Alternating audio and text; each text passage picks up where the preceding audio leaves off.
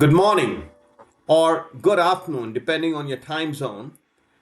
I would like to thank the organizers of this ASW conference and especially my good friend and colleague Dr. Peter Easton for inviting me to give this talk on ESG investing, jobs, and national security.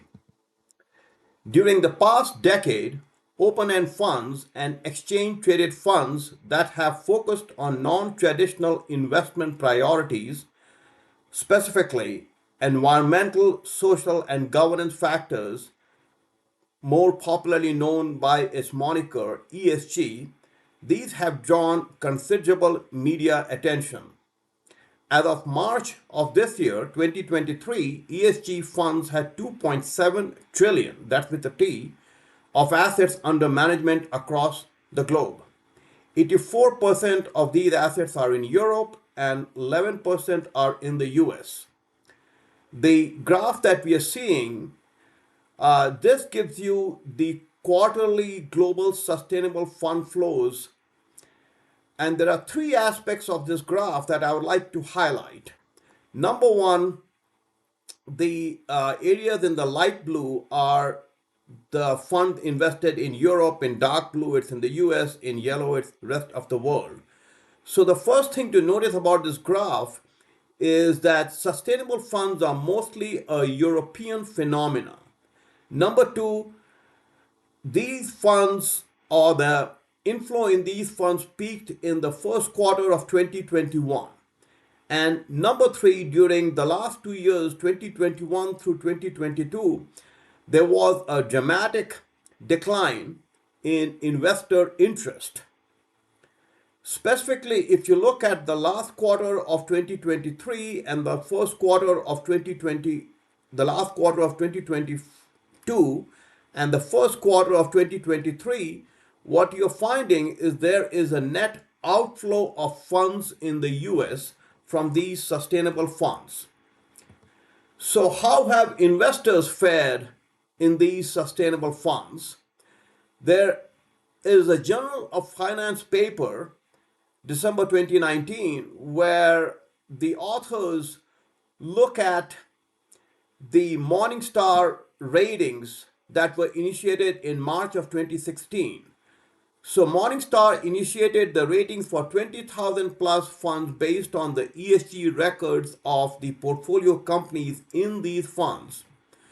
And Morningstar gave top ESG ratings. So funds that were focusing on top ESG ratings of the companies they had invested in, Morningstar gave them 5 globes, meaning these funds that received 5 globes, they were acting in an environmentally responsible manner. And then funds that received 1 globe were investing in bottom ESG ratings of the companies they were investing in, and you could say that these 1 globe funds were not acting very responsibly with regard to the environment. The authors computed the difference in the returns between the 5 globe funds and the 1 globe funds, and they used a variety of benchmarks, several different ways of adjusting for risk of these funds. But in all of their results, the 5 globe funds had lower returns and higher risk compared to 1 globe funds.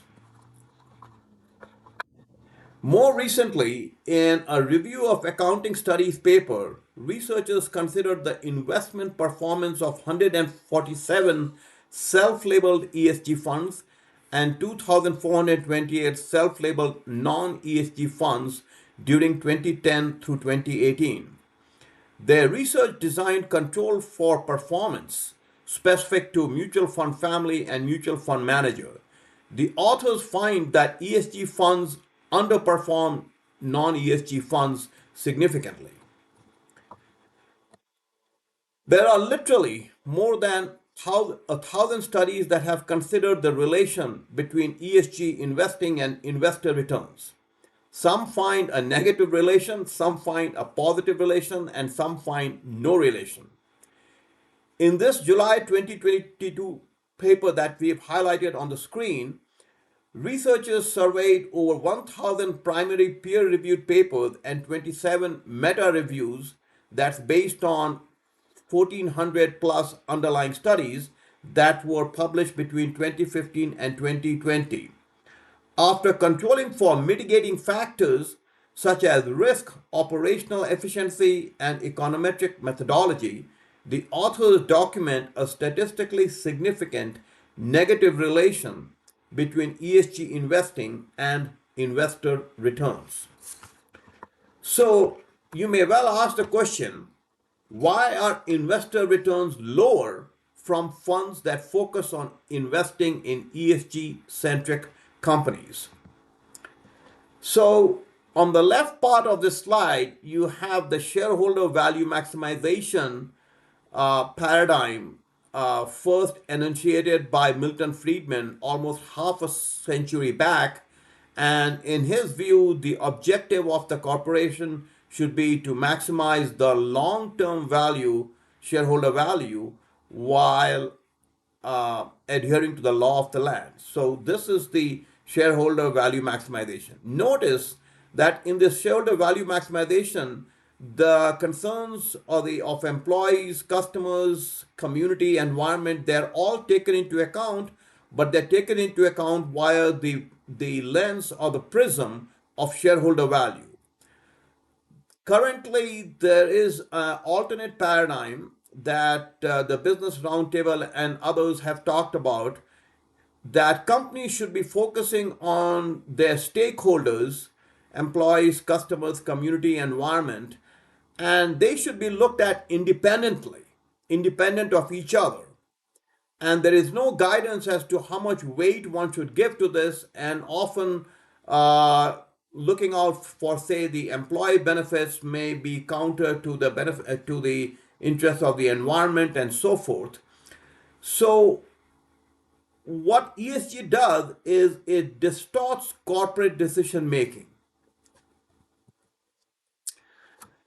Again, on this theme as to why investor returns are lower from funds that focus on investing in ESG centric companies. Managers can declare that their primary objective is not maximizing shareholder value but focusing on ESG. A recent paper reports that when managers underperform the earnings expectation set by analysts following their company, they often publicly talk about their focus on ESG. But when they exceed earnings expectations, they make few, if any, public statements related to ESG. Hence, sustainable fund managers who direct their investment to companies publicly embracing ESG principles may be over investing in financially underperforming companies. Besides the financial subpar return performance of ESG related investments, there are serious economic and national security concerns related to accelerating our economy towards a carbon free environment. The US Energy Information Agency documents, so this graph that you see is based on publicly available data compiled by the US Energy Information Agency. One thing to notice looking at this blue line, these are the carbon emissions in the US. During the last 2 decades, the carbon emissions in the US have actually decreased. So look at this blue line going down in the last 2 decades. Now, can the US companies do better? Should they do better? Of course, the US companies can do better and they should do better. However, if there's an elephant in the room, you cannot ignore the elephant. Notice that in the same last 2 decades, the carbon emissions in China has more than doubled. And now China's carbon emission is more than twice that of the US, stipulating that the negative impact of carbon emissions on global climate is true, because there is some debate as to whether or not it is actually true, but we will just stipulate that is true. Should international and US policy leaders not be much more concerned about China's carbon emissions rather than just a laser-like focus on carbon emissions of US and other Western companies? About three-fourths of global greenhouse gas emissions are the byproduct of energy, specifically electricity production and heat production, and transportation of people and goods. The building of energy production infrastructure and transportation systems requires minerals and lots of it. Using wind, solar, and batteries for energy production and transportation of people and goods requires significantly greater amounts of metals. Specifically, 3 times more copper, 7 times more rare earths, 19 times more nickel, 25 times more graphite, and 42 times more lithium than using natural gas, oil, and coal. The US mines and processes a negligible amount of these metals that will be used for a non carbon energy economy. The mining and especially the processing of some of these metals are currently being done in countries neither friendly nor neutral towards the US. For example, 60% of rare earths are mined in China, 87% of rare earths, 65% of cobalt, 58% of lithium, and 40% of copper are processed in China. Most of the processing of minerals needed for electric vehicle batteries happens in China. Compared to this, almost all of the fuel needed for gasoline and diesel vehicles in the US is extracted and refined in the US. With the help of the innovative US energy industry, we have won independence from previous reliance on OPEC. Should US go back to relying on a hostile rival to provide a critical component to fuel our cars and trucks? China's economy has benefited significantly from the global push towards renewable energy. Of the 12.7 million jobs worldwide related to renewable energy, 5.4 million jobs are in China, zero point 0.9 million jobs are in the US, and 1.2 million jobs are in Europe. 63% of worldwide jobs related to solar energy manufacturing and 48% of jobs related to wind power are in China. An accelerated transition from carbon based hydro and nuclear power to solar and wind power will lead to significant loss of blue collar jobs in the US, and most of these jobs will be offshore to China. Would the US middle class or economy be well served by the offshoring of good blue collar jobs? Rare earth metals are also crucial for the production of military weapons, including the F-35 fighter jet, submarines, and cruise missiles. China has frequently and publicly noted that it is considering using its control over rare earth metals to disrupt US and Western military hardware production. Should the US rely on a hostile rival for a critical input, that is, rare earth metals, for our military weapon production?